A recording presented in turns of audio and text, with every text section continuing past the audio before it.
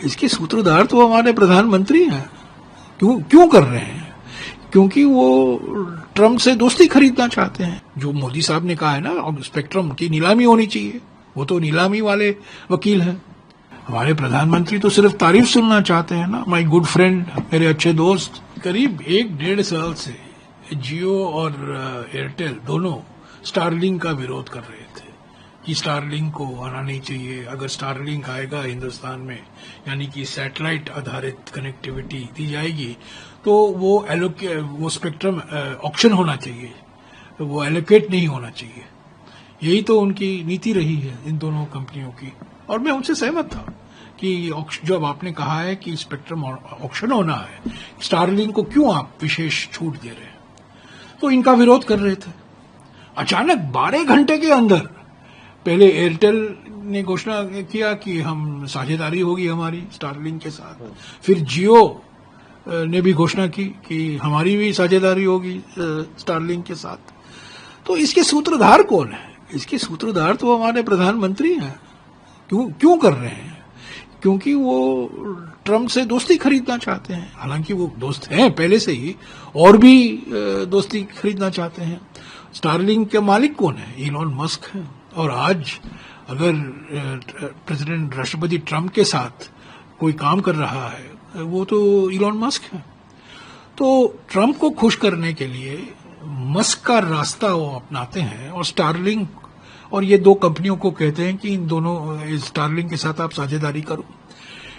इसमें कोई बड़ी बात नहीं है। आश्चर्य था क्योंकि ये विरोध कर रहे थे, पर ये कई सवाल उठे करते होते हैं कि क्या और जो कंपनियां हैं जो सैटेलाइट आधारित कनेक्टिविटी दी जाएंगी, उनको भी अनुमति दी जाएगी? किस आधार पर दिए जाएंगे? एलोकेट होगा स्पेक्ट्रम या ऑक्शन होगा, नीलामी होगी? जो मोदी साहब ने कहा है ना, स्पेक्ट्रम की नीलामी होनी चाहिए, वो तो नीलामी वाले वकील हैं। और सबसे बड़ी बात, राष्ट्रीय सुरक्षा को लेकर बड़े गंभीर सवाल उठाए गए थे स्टारलिंक के संदर्भ में। जब कोई राष्ट्रीय सुरक्षा का मामला है, जो कनेक्टिविटी की स्विच है, कौन चालू करेगा, कौन बंद करेगा? अगर वो स्टारलिंक अपने ही बल पर आता है तो वो जिम्मेदारी स्टारलिंक की होती है, वो शक्ति स्टारलिंक के पास होगी। अभी जो साझेदारी है, इसके माने क्या है? और असली बात यह है, राष्ट्रीय सुरक्षा को लेकर मान लीजिए कि कहीं दंगे हो रहे हैं, कोई अस्थिरता पैदा हो गई है भारत के किसी हिस्से में राष्ट्रीय सुरक्षा को लेकर, और वहां सैटेलाइट कनेक्टिविटी दी जा रही है, ये तो हमारे राष्ट्रीय सुरक्षा के खिलाफ है ना। तो राष्ट्रीय सुरक्षा को लेकर उस स्विच, कनेक्टिविटी स्विच, चालू और बंद करने का स्विच जो होता है ऑन ऑफ, वो किसके हाथ में है? ये सवाल तो उठ खड़ा होता है। तो क्या आपने उसको अलविदा कर दिया क्योंकि आप चाहते हैं कि मस्क खुश हो, और मस्क खुश होगा तो ट्रम्प भी खुश होंगे? और तीसरा सवाल, इलेक्ट्रिक व्हीकल को लेकर, जो टेस्ला सबसे बड़ा कंपनी है दुनिया भर में, और वो चाहती है कि वो इंडिया में आए, क्या कोई समझौता हुआ है? हम चाहते हैं कि टेस्ला, हमारी सरकार की नीति है, और ये नीति सही है कि आप अगर आना चाहते हैं तो यही बनाओ गाड़ी, सिर्फ आयात नहीं कर सकते हैं, बनाना है तो देश में बनाओ, यहां मैन्युफैक्चर करो। यही तो मेक इन इंडिया की परिभाषा है ना, कि आप देश में बनाओगे। तो क्या टेस्ला के साथ कुछ समझौता हुआ है कि आप टेस्ला को भी यहां लाएंगे, बनाएंगे? तो इस पर तो स्पष्टीकरण होना चाहिए ना।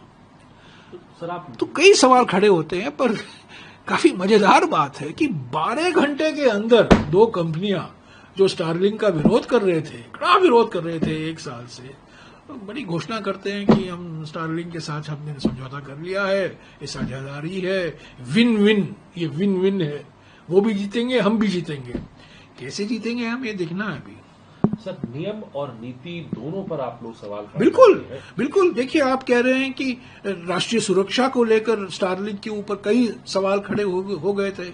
पहले तो ये सवाल था ना, एयरटेल और जियो दोनों कह रहे थे कि एलोकेट नहीं होना चाहिए स्टारलिंक को, ऑक्शन होना चाहिए, स्पेक्ट्रम नीलामी होनी चाहिए। यही तो नीलामी ही तो नीति है ना। तो क्या नीलामी अभी भी नीति रहेगी? क्या और जो सैटेलाइट आधारित कंपनियां हैं वो भी आएंगे? किस आधार पर आएंगे?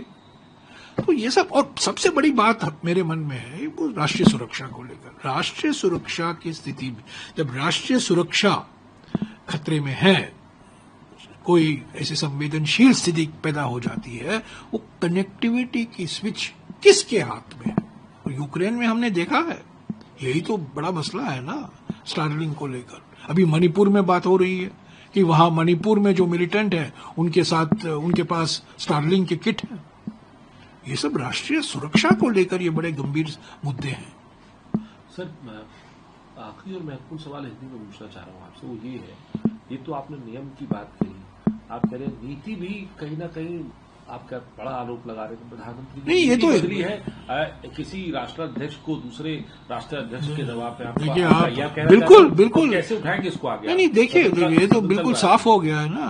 अभी अब राष्ट्रपति ट्रम्प घोषणा कर रहे हैं कि मैंने समझौता कर लिया है, टैरिफ घटा रही है भारत। हमारे प्रधानमंत्री तो सिर्फ तारीफ सुनना चाहते हैं ना, माय गुड फ्रेंड, मेरे अच्छे दोस्त। ठीक है, दोस्ती अपने स्तर पर है, पर आपने क्या किया, आपने क्या कहा है राष्ट्रपति ट्रम्प को? अभी राष्ट्रपति ट्रम्प ने कहा है कि मैं जो पेरिस एग्रीमेंट है जलवायु परिवर्तन को लेकर, उससे मैं निकल रहा हूं। वर्ल्ड हेल्थ ऑर्गेनाइजेशन है, विश्व स्वास्थ्य संस्था, उससे मैं निकल के आ रहा हूं। तो क्या वर्ल्ड ट्रेड ऑर्गेनाइजेशन, ये इस तरीके से थोड़ी व्यापार होता है, अंतर्राष्ट्रीय व्यापार। सारे जो सिद्धांत हैं अंतर्राष्ट्रीय व्यापार के, राष्ट्रपति ट्रम्प उसको खत्म कर रहे हैं। क्या प्रधानमंत्री ने इसके बारे में कुछ कहा है, अपनी राय जताई है? क्या उन्होंने अपनी जो भारत की जो चिंताएं हैं राष्ट्रपति ट्रम्प को कहा है? तो ये सब सवाल हैं। संसद में तो बातचीत, ये मुद्दा उठाया गया है, लोकसभा में भी मेरे साथी जो हैं गौरव गोगोई, मनीष तिवारी, दोनों ने उठाया है। राज्यसभा में भी हम उठाएंगे, अगले हफ्ते हम उठाते रहेंगे। पर ये सवाल है, बड़े गंभीर सवाल है, क्योंकि देखिए, एक घोषणा हो रहा है राष्ट्रपति ट्रम्प द्वारा कि समझौता हो गया है, जो आयात के कर हैं वो घटा रही है भारत। तो क्या वो सच है कि नहीं, बताइए।